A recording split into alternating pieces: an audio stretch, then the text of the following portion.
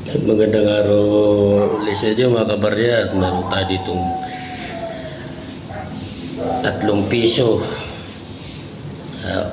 old year coins, year 1995, 1995 at saka 1996 at 1998, at hindi po siya magnetic. BSP 1 piso currency.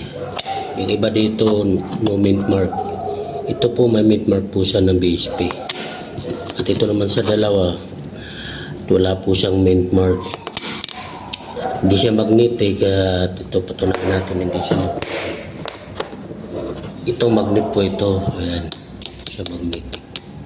Para dito mayroon tayo dito piso na year 2015 na BSP currency rin 1 piso year 2015. Yan.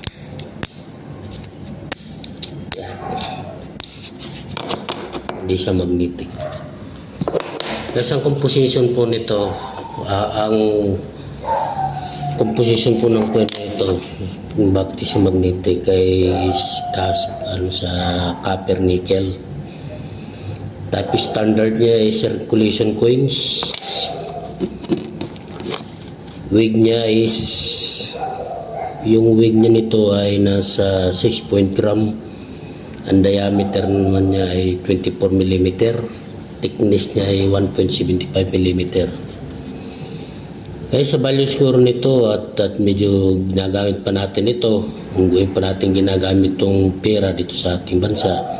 Nakuha pa natin ito sa mga sukli-sukli pag bumibili sa mga tindahan, kaya nagko-commute tayo sa mga ating pagbibiyahe pang-araw-araw. At siguro itong isa, ang tansya ko nito, ang price nitong year 1995, siguro mga nasa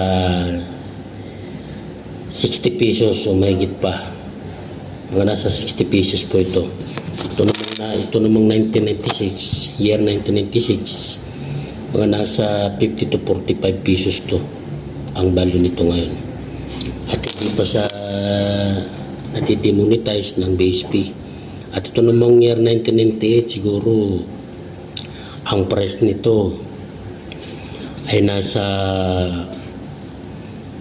50 to 55 pesos din ang halaga nito, ang value nito.